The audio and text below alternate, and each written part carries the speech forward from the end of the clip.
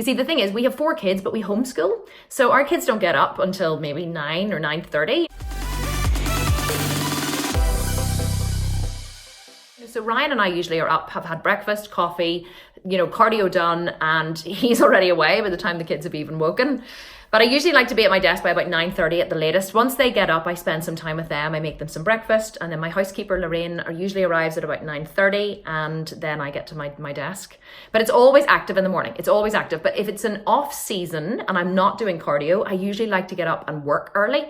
So I'll get up sometimes like at 5. I'll get up between 5 and 7. I always say my most productive time is between 5 and 7. And that's when my company was built. See, any programs that I ever had to create, they were written between the hours of 5 a.m. and 7 a.m. Well, as the kids got older and slept later, then they were maybe written between 5 a.m. and 8 a.m. But it was the only time in the early days that I had to work because, I was a full-time stay-at-home mum. So I've always been an early riser. I do believe in the power of getting up early because I believe that whenever it's quiet and nobody's messaging you or calling you or emailing you, it's a quiet time whenever your brain hasn't, been distracted by all the minutiae of the day, and you can really just focus on whatever needs done. So at the minute, that's cardio for me, and I'm not usually sitting at my desk until about 9:30. But at other times of the year, whenever it's not cardio first thing, then I will usually be at my desk very early, usually between 6 and 7 as well. But I won't do it, like at the minute I do 2 one-hour sessions of cardio 6 days a week. So it's a lot of cardio.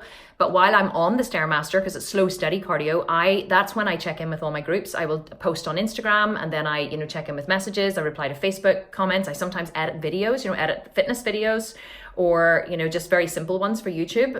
So I use that time very, very productively. Yes, I'm on the Stairmaster, but I'm generally not watching Netflix. It's a full hour spent responding to people who have written to me. Like, I respond to every single person who writes to me on Instagram, and I would get 400 to 500 messages per day. I was vegetarian for many years. So I turned vegetarian whenever I was pregnant with my first son, Corey. He's now 13. So I turned vegetarian about 14 years ago.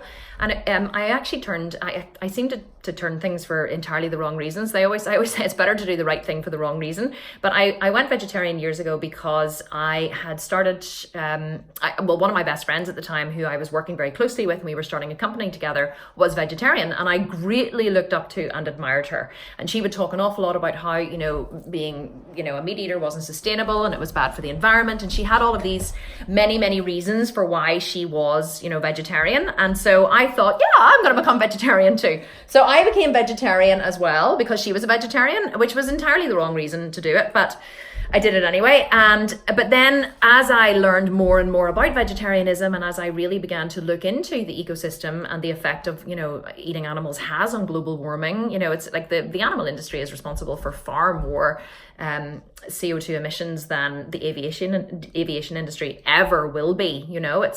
It's crazy. And also, if you even go deeper, like, I'm a big thinker in terms of I see things as a system an awful lot. And so whenever I explain to people how the amount of energy that goes into farming one cow for meat would feed 2,000 people. Like, they're stunned, and they're like, well, how is that possible? I'm like, well, because we need to feed a cow grain, right? So we need to grow the grain. We need to purchase the grain with money. We need to feed the cow grain because they can't always be out at grass, because people just don't have the room, and obviously in the winter and whatever. So we put an awful lot of energy, time, money, and grain into feeding that cow, and then we slaughter that cow and then we eat it. And so, but the amount of energy that went into feeding that one cow would actually feed 2,000 people. And there are millions of starving people in the world. And so I was like, okay, oh my God, how narcissistic, just because we like the taste of meat. So I'm not saying that not farming the cows would eradicate famine in the world. I'm certainly not, it's not as simple as that. But I think that as human beings, we have a responsibility to look at our effect on the planet. And I'm a big one for looking at our wider reaching effects. And so therefore that was part of the reason then it became very much a part of me. Once I turned vegetarian for the wrong reason, but then it became a part of me. And so then what happened with the veganism was I kept hearing, people who were vegan, and I always thought, for me, Louisa, I'm the kind of person who likes to push it to the next level. So I'm never going to just become vegetarian. I'm like, well, what's greater than vegetarian? I was like, oh, vegan. And it seemed so hard. I was like, oh, why would you even be vegan? Oh, I would miss cheese. And, and I couldn't possibly give up my croissants and hot buttered toast. Like, who could can live without hot buttered toast, you know? And so it was all of these reasons it's all those little comforts. A lot of people say, oh, I could be vegan, except I just couldn't give up cheese, or I just couldn't give up butter, or, it's always the little things, or milk chocolate, the things we couldn't give up. But basically, again, I'm always very candid and very honest. It's one of the things that's really good about me, and one of the things that's really terrible sometimes as well. Gets me in a lot of trouble. But basically, I went vegan 3 years ago for two reasons, okay? The first one was I read a book, and this is kind of the ethical reason. I read a book called The China Study by Colin T. Farrell, which basically is the largest study of nutrition and human beings ever done.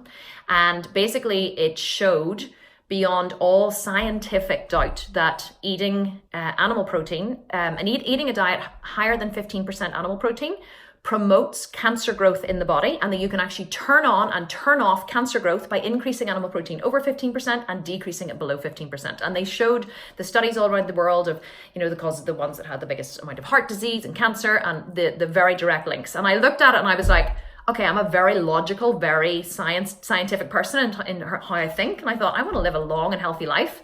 And I do eat animal protein in terms of I was eating eggs, I was eating cheese, dairy, that kind of stuff. Not a lot, but enough, certainly probably more than 15%. So I said, you know what? I actually want to be healthy. And so I'm just going to make the leap, and I'm just going to go vegan. And overnight I went vegan. So I would love to say, oh, it was for the animals. And I was, whatever. It wasn't. It was actually more for my health that I went vegan, because health has always been a massive priority to me. And so that was the main reason that I turned vegan. But the second reason that I turned vegan was I saw a gap in the market. And that's the honest to God's truth. I did. Seeing a gap, if I didn't already have it in me, I couldn't have seen the gap in the market and gone, and that would have been a big enough reason to turn vegan, if that makes sense. But I saw a gap in the market for a vegan bodybuilder. I was already, I was getting into the gym. I was getting into, I had a goal in mind that I wanted to compete. So I was starting to train quite seriously, and I began to look online for vegan bodybuilders. And there are vegan bodybuilders, and there were quite a lot online. But none of them had a scalable business model. And I had already been into internet marketing for about 6 or 7 years. I had started and failed many online businesses. I had a YouTube channel. I had been trying to make it in the online world. And I had built up a massive amount of content. And I had been relatively successful. My yoga business was turning over probably around $100,000 in its third year. So, it was moderately successful. A lot of people would say it's very successful. But I had never really cracked it. And so I looked around and I thought, oh, there must be a vegan, bodybuilder out there who has created a program, like a fitness model, who would have created a program which will tell me how to go from where I am now to get to the stage. And they'll tell me what I need to train and what I need to eat and whatever. And so I went searching online, and I searched and I realized it didn't exist. And I was like, ding, ding, ding, ding, ding, ding. And I thought, aha, nobody has a scalable business model that can be, that will take. And I thought, if I'm searching for this information, you can bloody well guess that there's millions of other people searching for this information. And veganism was on the rise, and I saw that it was on the rise. So I decided to go all in with both feet for that reason as well. I decided to walk the talk, and I thought, well, I can't, teach people how to be a vegan bodybuilder if I am not a vegan bodybuilder myself. So that was the other reason why I got into it. And I say to people, do the right thing for the wrong reason, because quite often when you're in there, then the ethics become a part of you. But, you don't always have to have, the ethics and the internal drive. Of course, for a lot of people that is true, but it's not necessarily true for everybody and everything. Well, do you know what's funny? And I'm, again, I don't mean to be offensive whenever I say this, but whenever somebody asks me that question, it tells me they know very little about nutrition. And it is true. And people ask that question and I go, oh, okay. Because even before I was a vegan, and I don't mean that to be insulting to you, because I know it's a general question people ask and that's why you're asking it. But it is, it is true, because even before I was a vegan, I knew an enormous amount about nutrition. I ran and still run. We're actually relaunching in May I was a yoga teacher before I became a bodybuilder. So 10 years of yoga practitioner and 4 years of teaching. So I had an online nutrition, yoga detox and nutrition company. So I knew an enormous amount about nutrition anyway. So whenever I became vegan, it wasn't a question of where to get your protein. It was, okay, let's look at how much protein I need and let's try and then work backwards. So, there are an enormous amount of, vegan protein sources. But I suppose just like in the animal world where people think, if I say to you, okay, name protein sources, people will say chicken, beef, pork, turkey. If I said to you, name me 3 or 4, people would say, well, and fish, maybe 5. There you are. So I could name you straight off 5 vegan protein sources that have just as much protein as those 5 sources. Well, the top 3 that I would eat are tofu, of course, very high in protein. Like for like with chicken, it's just that it's higher in fat. It's not as lean. Seitan is a vegan protein which is made from vital wheat gluten. So what they do is they wash the gluten out of the grain and it becomes a pure form of gluten. So seitan is very high in protein, very low in fat and carbs. So it's a very lean protein. I eat a lot of it. And the other one which has just come onto the market recently is sunflower mince. So sunflower mince, in America they call it sunflower hache or sunflower hache I think it is. Over here we call it mince, as in minced beef, but I think you guys call it ground beef, whereas we call it minced beef. So it's basically like ground beef, except it's ground sunflowers, and it has 51 grams of protein per 100 grams, and it's extremely low. Yeah, it's massive, higher than any meat source, and it's extremely low in carbs and fat. So there are, and there's millions of others. There's so many fake meat products on the market now that don't involve mycoprotein or so. Of course, there's a lot of fake chicken and fake, this and fake that. We call them fake chicken nuggets in our house, but there is a lot of that too. But they generally have an awful lot of additives, whereas there are a lot of very pure vegan sources of protein. And so instead of having chicken or beef or pork, we would have tofu and seitan and sunflower mince. And so we eat basically the same diet as a carnivore, except we just substitute with vegan sources instead. So people think it's this really great big complicated thing, but actually it's not. And I don't, there's vegan cheese. Instead, if we're going to have pizza, we don't have regular cheese, we have vegan cheese. It's same pizza, but with vegan cheese. Oh, I don't know. I've always been a very upbeat kind of person, and people have asked me things like that, and they say, oh, do you feel that you're this or you're that? And I say, honestly, without measurement, I couldn't honestly say. Like, I don't, I always say I suffer from too much motivation. I have more motivation in my little finger than most people have in their entire bodies. I'm like this all the time. I'm always chatty. I'm always energetic. I'm always like, I go from the minute I go from 6 a.m. till 10 p.m. I don't stop. I don't watch television. I don't relax. I don't watch Netflix. I am always on. We as adults build our belief structure when we're children, usually before we're cognitive. So a child will reach cognition usually, for girls it's slightly earlier, can be around the age of between 9 and 11. For boys it's slightly later, usually between 12 and 14. But before this time of cognition where we make sense of the world, up until that point we don't actually have, we can't really say, our teacher shouts at us, for example. Our teacher is angry, right? And they yell at us. Well, as an adult, we can say, oh, well, that didn't feel good, but like she's obviously having a bad day. Or maybe her husband, and she had a fight before she left this morning. Or, we can think of other reasons why this may be. We don't make it mean something other than it is. But when that happens to a child, their primitives, like it triggers their fight or flight mechanism, and they start like linking all of this crazy stuff, the look on her face, the color of her shirt, the smell of the room, the brightness of the room or whatever. And so we basically are meaning-making machines whenever we're children. And so our primitives are all built whenever we're very, very young, and how we see the world and how we shape the world and how we do the world as an adult is a direct reflection of how we were parented and how the experiences we had before we were cognitive. And so I grew up with 2 parents who were so driven, you would not believe it. Like, my dad worked, he had a car business, he sold cars, and it was at home where we lived, but he would have got up in the morning early and he would have been out to the office, and he worked all day. All day. The only time I ever saw my dad was on a Saturday, and he used to take us out on a Saturday morning sometime or take us for lunch, but that was it. That was really the only time. And I used to see him go over to his office and stuff during the day, but he worked. Even when he was sick, he worked. My mum is the same. She was always showing dogs, or she was, going here, she was going there, she was taking us this, we were always active. We were always going places and doing things, and we lived on what used to be a farm, and we had horses and we had dogs, and my mum had us, mincing tripe and, and going to dog shows, and my grandmother lived next door, and she was always baking and cooking, and everybody was busy and active, and everybody was always doing.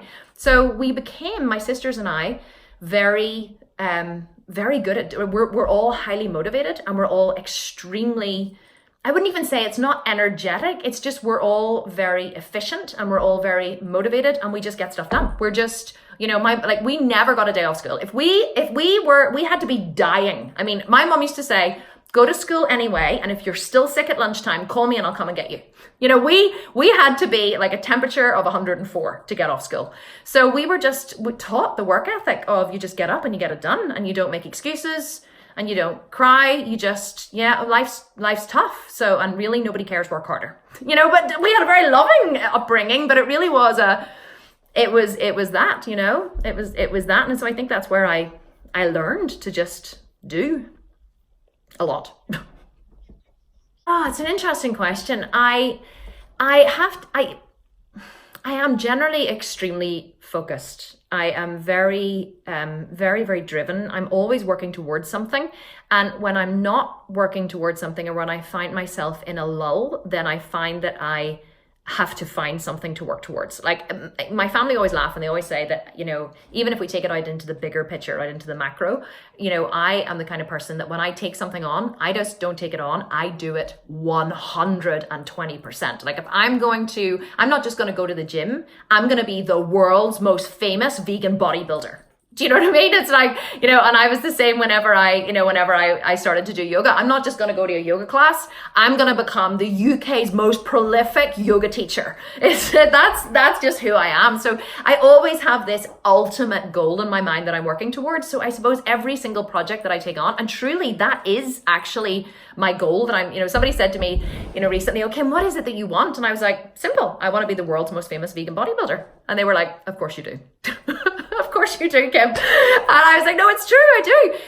And also, you know, I said to people as well, like, I believe that, I suppose because I have such a higher focus, yes, are there times when I do become slightly distracted, if you like? You know, it takes a lot of discipline to stay on point. It takes a lot of discipline to, like, whenever I have projects, I'm very good at prioritizing. So I look at my day, usually the night before, and I sit down with my diary and I say, okay, what are the things I have to accomplish tomorrow? And I write them down and I say, okay, prioritize them. If, like, which one is, you know, someone will die if this doesn't get done. And I put that at the top and I label it A1.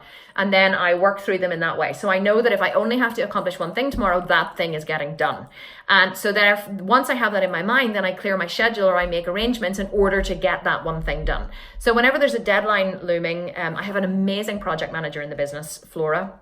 And she, we work in Asana a lot, and she basically, she meets with me every morning and she sends me like, here is the agenda for the day, and we meet at 9:30, and she basically keeps me on track. Here's what I need from you today. She just tells me what she needs from me, and then I just create it. So I've created a team now that keeps me very focused, if you like, you know, because I'm not always trying to juggle everything. I'm like, I have a great team who'll tell me what needs to be done in order to reach our goals. But also I always have this higher vision, Louisa. I always have this higher vision of, where are we going? And I hit a little lull there this last couple of weeks, and I was like, and I was finding like everything in the business is running so smoothly. It basically just runs itself. The challenges run themselves. The team runs everything. We have so many, our year is planned out right until the end of December. So we know month to month what's happening, what emails are going out. We you know, the whole business is running. And I was finding myself sitting at my desk going, like, I know I have to write that advanced program, and I know I need to create that PDF, but it's like, it wasn't inspiring me. I was like, I needed something bigger to focus on. And so that's whenever I began to look at, okay, what is missing in the business and actually what is going to propel me closer towards my goal.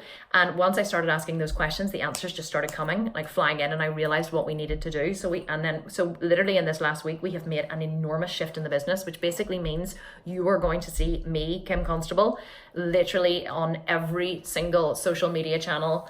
We're going to be doing a daily vlog. We're going to be doing a podcast. We're going to be, you know, feeding out maybe 30 pieces of content to every single, you know, basically using the Gary Vaynerchuk strategy of document, don't create. I've taken on a full-time video editor. I've taken on a full-time social media manager. So we'd made and that's really excited me. So this week I'm like, yes, I've got my fire back. I know where I'm going now. Everything else is running. And now I know, you know, now I'm really focused on this. And that's where I'm really good, Louisa. And I think that's why my business has grown so much, because, you know, I basically have replaced myself in every area that doesn't excite me. And I've replaced myself with people who are really excited by those areas. Like I have, you know, full-time developer designer, full-time project manager, full-time, copywriter, content writer. I have full-time community managers, admins, videographer. We have, so I have this enormous team now, well, not enormous, but, really efficient team, small but mighty, as Amy Porterfield always says, really small but mighty team set up. And so I can just focus all of my time on what really excites me, which is being the visionary of the business and having the vision and having the goals and creating the programs and seeing the bigger picture. And that's what gets my juice flowing. So whenever I feel unmotivated or unfocused, I just go back to what my vision is. And that usually puts a bit of a fire in my belly and gets me going. It's just state change. It's just like I lie on the couch and I don't feel like going to the gym quite a lot, but I go, and I change my state and I go there. And I know once I'm there, even if I'm driving there, I'm like, I don't want to do this leg day. I know once I'm there and I'm under that squat bar, I'm gonna find the motivation. So my journey started 7 years ago whenever I decided I was going to write a blog. And I first of all decided I was going to write an ebook. And it was funny because I was running this multicultural children's program, and we had and it was doing very well, but it was an enormous amount of work for me. And I found out whenever I had just started the company that I was pregnant with my fourth son, Jack, and I really was not prepared to be pregnant again. It was such a shock. And my youngest child Maya had only just turned 1 whenever I found out I was pregnant. She was my third, and Corey was only 5, my eldest. So I had 4 children under 6 whenever Jack was born. And it was, I was enormously busy. I was suffering. I was trying to run the company. I was trying to parent this newborn. I had staff all over the house, who were working for the company because my children were learning Chinese and Spanish. And then we were, driving all these staff all over the country to these different families whose kids were learning it. And I almost nearly had a nervous breakdown. And I remember one day I was trying to get the kids, out the door because of course they were going to tennis club, and we have, because, I wasn't busy enough. I had to create extracurricular activities for my children as well. So I was trying to get them out the door to tennis one day. And I remember sinking and they were like, they didn't want to go. And they were like, no, I had 4 of them under 6. So I had the baby and he was easy enough to move, and Maya, and she was kicking and screaming, and the boys didn't want to go. And I was like, come on, we're going to be late. And I was trying to push them all out the door. And then they were, giving off and crying or whatever. And I just suddenly broke. And I was like, I can't do this anymore. This is too hard. And I remember just sinking to my knees in the middle of the hall, just out inside the front door. And I just put my head in my hands and I started to cry.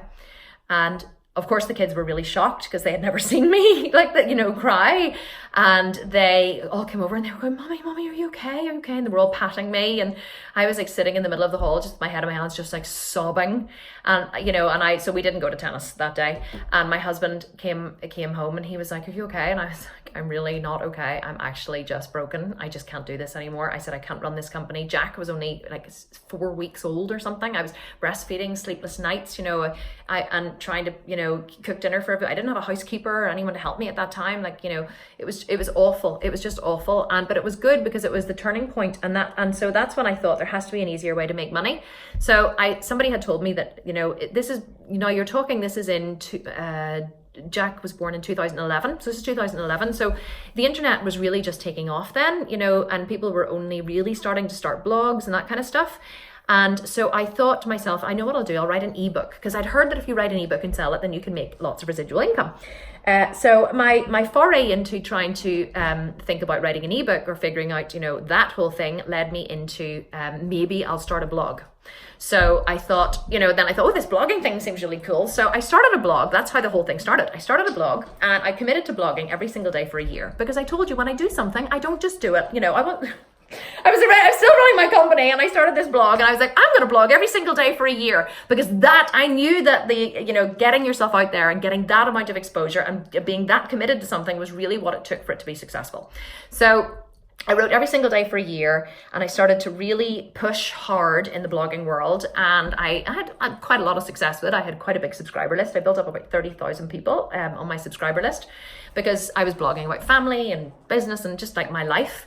But then I decided, because I had run a successful business, that I was going to try and teach mums how to run a successful business from home. I bought loads of different programs and One of them was called Create Your Network, and it was about setting up an online network, and I created the Work at Home Mums Network. And if you Google me on YouTube, you will see I have never taken them down because I'm going to go back to them one day and laugh at them all. Some horrendous videos of me, Kim running the Work at Home Mums Network, like advising mums on their business. And it was, of course, like I was only really doing it to make money. And this was the problem, Louisa. I had started the business with the main goal of making money because I wanted to make money in a way that wasn't exchanging my time for money. But what I didn't realize was that doesn't matter what business you start, you're still going to have to hustle really, really, really, really hard. So you may as well absolutely love and eat, sleep and breathe the thing that you do, because you're going to be doing it a lot for a long time. But that was the missing piece. That was the piece I didn't get. Like I had started this online business because I thought, I want to make loads of money, and it's going to be, I've heard that making money online is easy.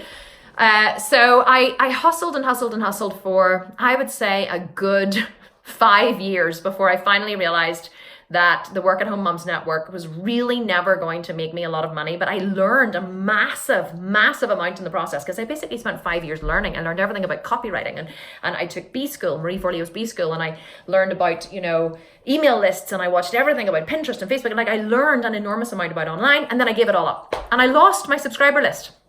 I lost it. I closed down my Aweber account. I downloaded my 30,000 subscribers, and then my computer crashed one day, and I got a new computer and I lost my list. So, I then got into yoga, and then as I was getting into yoga, I suddenly thought there's not many yoga teachers really doing well online. This is what I realized. I was like, yoga teachers and PTs, probably like your friend, they get into that kind of thing because they enjoy training people and they enjoy training themselves. So the next logical step for them is to start to train other people, right? So they think, I am going to take on clients and that's how I'm going to earn money. But the reason why I think I've been successful in this is because I got into yoga and I suddenly thought, there's not very many yoga teachers have my online experience. And I really love yoga, and I wouldn't mind doing this day in, day out. Maybe I should take the experience that I have and I should apply it to yoga, and I should start an online business. And that's where it really started. That's when I started getting up at 5 a.m. and I started writing my Yoga Talks program. But again, it was successful. Like that was the one that turned over 100,000 in its third year, but I was running workshops twice a month. I was selling them out, 120 people per month coming through my physical workshops in Belfast. Like Belfast is tiny.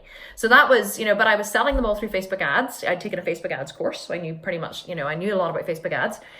So then what happened was, that's whenever I saw the gap in the market for the vegan bodybuilding. And one day I had always wanted to, I've always loved muscles. I have a picture of Linda Hamilton from Terminator 2 on my wall in my office, because that is what inspired my love of muscles. I saw it when I was about 13 in a magazine, and I just thought she looked so badass, and I just wanted to be her. And I've always loved muscles, but of course it was the one thing, they always say to you, do what you love, just do what you love, and you'll never work a day in your life. And I always thought, all I love is muscles, but how can I'm not even a PT. I don't even go to the gym. How can I, of course I'd been in the gym over the years. I'd trained like everybody had, and I'd trained with PTs and stuff, but I'd never done it seriously. So how can I make a living out of muscles? I don't even go to the gym. And that had always been in the back of my mind, and that had always stopped me from doing anything, because truly, Louisa, what people don't realize is just how long it takes to build a business. So in my mind, I was going, if I want to build a business out of muscles, well, I'm first going to have to go to the gym, and then I'm going to have to get fit, and that's going to take time, and I'm going to have to build my own muscles, and that's going to take, it's going to take too long. Yeah. So in my mind, I was like, it's going to take too long. It's going to take too long, and I need to do this now. I need to do this fast. I need to make this money now, because I need to help support my family.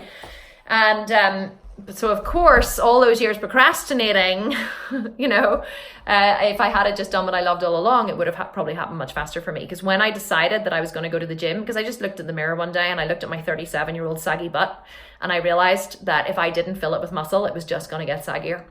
So that was the turning point for me whenever I bought a gym program, and I went to the gym the next day and I hired a trainer, and I decided I was going to train for a bikini competition.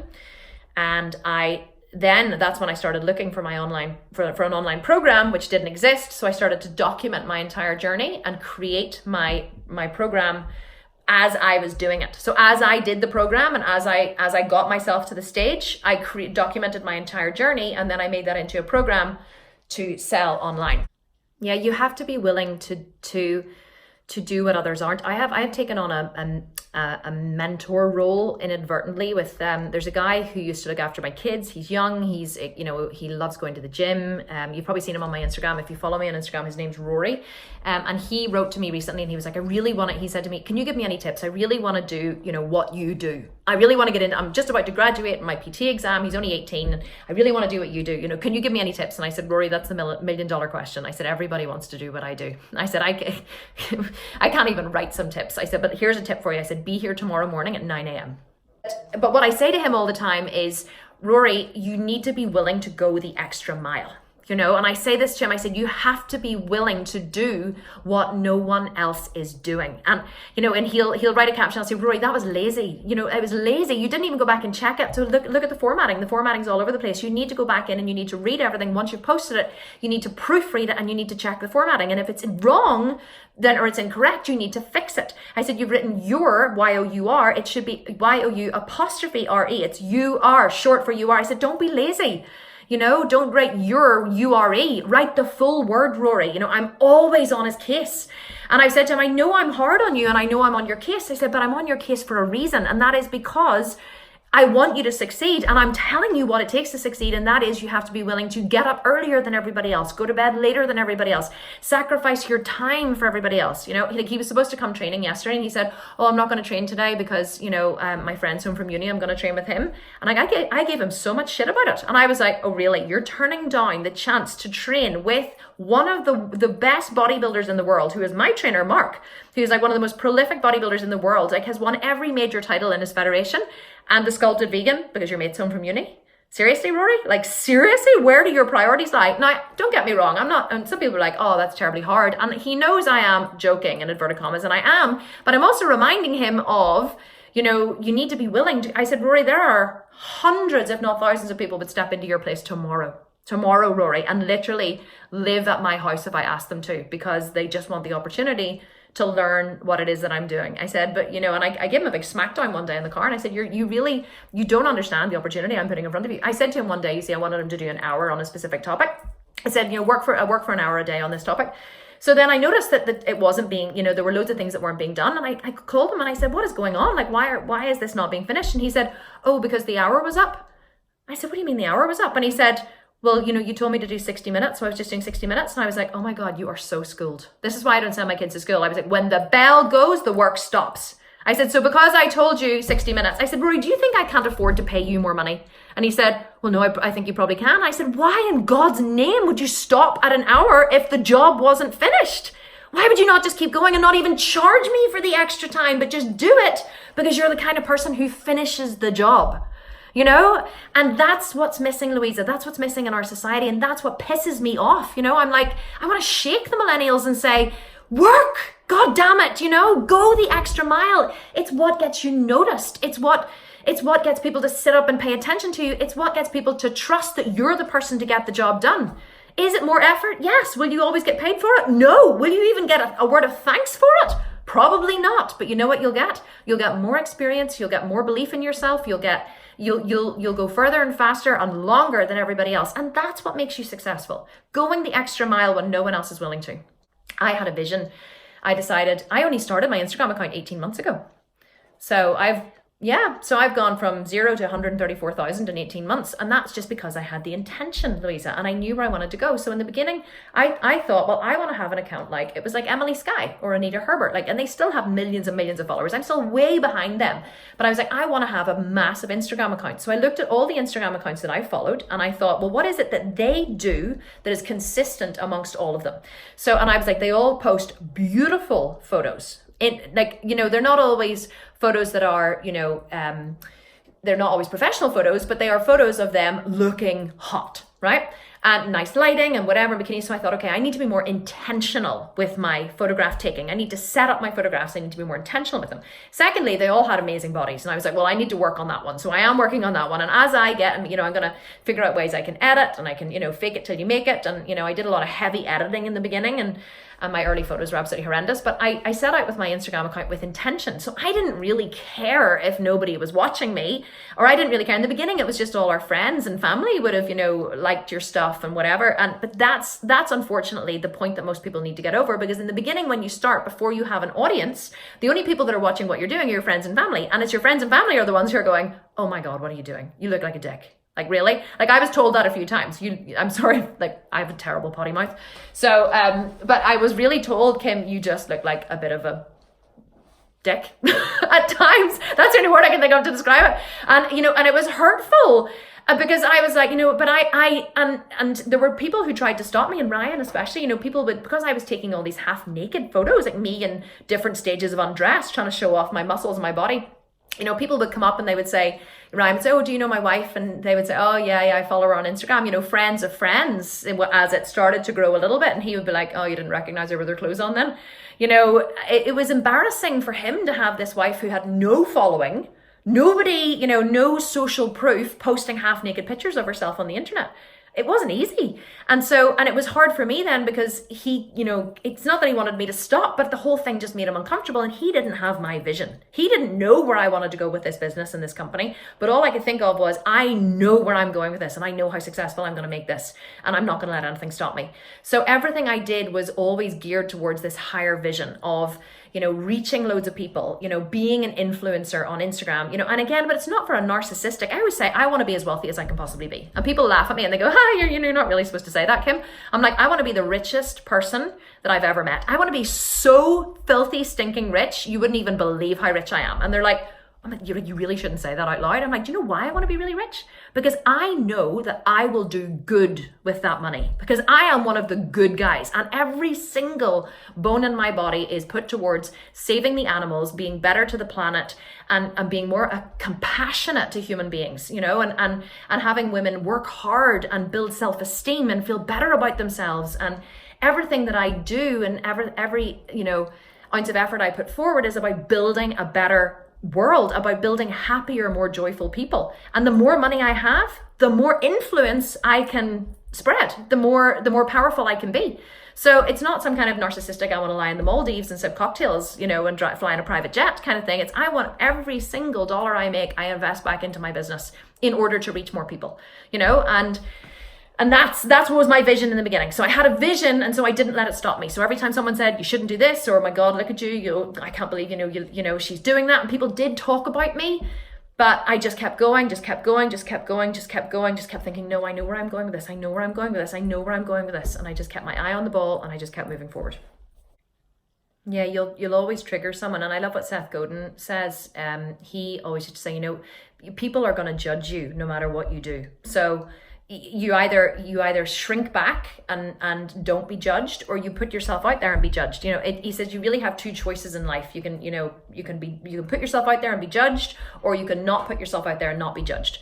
And I love the whole Gary Vee thing as well. Like, and it's true. He I love the way he always says, like, what they think doesn't matter. Like, truly. And he says it's the biggest thing that holds people back is that, is our fear of what people think. You see, the problem is I'm the youngest of 3 children. And so I'm the youngest of 3 sisters. And so whenever I was younger, I was constantly told, shh, be quiet, don't do this. Don't, Kim, stop making so much noise. Stop speaking so loudly. I was always, trying to be shushed and quiet and whatever, because, 2 older sisters who are very close in age will always, tell off their younger sibling. And so I learned very quickly that actually it didn't matter what they say because no matter what I did, they were going to say it anyway. And then because I've always done things differently, I homeschool my kids. I don't vaccinate my kids. I don't, I do all of these things, like everything they told me not to do, I did. If they said, don't do this, I did it. If they said, do this, I was like, oh, well, there must be a reason they're telling me to do this. So I'm going to go and do the opposite of what they've told me. So and I think it just came from a natural defiance. I was always very defiant, which was they always say your biggest strength is your biggest weakness, and your biggest weakness is your biggest strength. I was always defiant. It's a very big weakness in a child, but that defiance made me realize that actually being apart from the crowd, everything, like If the crowd is here in the middle, I'm always on the outside. I've always been the outlier. They've always called me the black sheep of the family, my whole family, because I always had punk hair and I got piercings and I got tattoos, and I have a very middle class family, and I was always the one who was getting into trouble and doing drugs and, you know, and partying and falling in with the wrong crowd and having the boyfriend from the wrong side of the tracks. I was the black sheep of the family. So I realized very quickly that what they think doesn't matter. Doesn't matter at all what they think. And that's truly what you have to get over. You just have to realize that that is the truth. What they think doesn't matter, and you just have to get out there and do it, because you're going to be judged no matter what. And you know, again, my other very wise friend says, you know, what Susan says of Sally says more of Susan than it does of Sally. And that's a bit of a tongue twister, but you know, if I'm saying, oh, look at Louisa, she's so whatever, it's because that's part of me and I'm just projecting it onto you. It really has nothing to do with you whatsoever. And once you realize that, and you truly realize that, then you're free. You're free. And freedom is the path. Oh my goodness, that is a big one. To change their life immediately.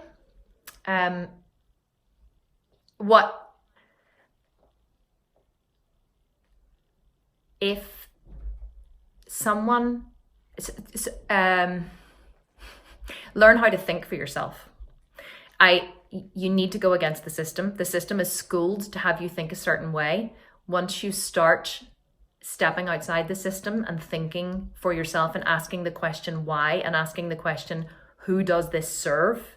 If it doesn't serve you, then quite possibly it hasn't been built for you, it's been built for someone else and it doesn't serve you. So learning to think outside the box, learning to think outside the system will propel you forward into whatever it is that you want to do, because unfortunately it's the crowd mindset, it's the sheep mindset that, you know, can I give you a really quick example before we go? Really quick. I was standing one day I was at a big event with my kids, and there were 2 cash machines at the big event. It was like an indoor exhibition. There were 2 cash machines. I went to go and get cash, and so there was no line at all at one of the cash machines, and there was an enormous line at the other cash machine. So I looked at the cash machine that had no line, and I said, like an ATM, and I said to my mother-in-law, oh, that, she's over from Australia, and I said, oh, that one must be broken. So we joined the line, the enormous line, and I thought, oh my God, that we're going to be here for about an hour to get to the ATM. So I was curiously looking at this other ATM, and I thought, that doesn't look like there's anything wrong with it.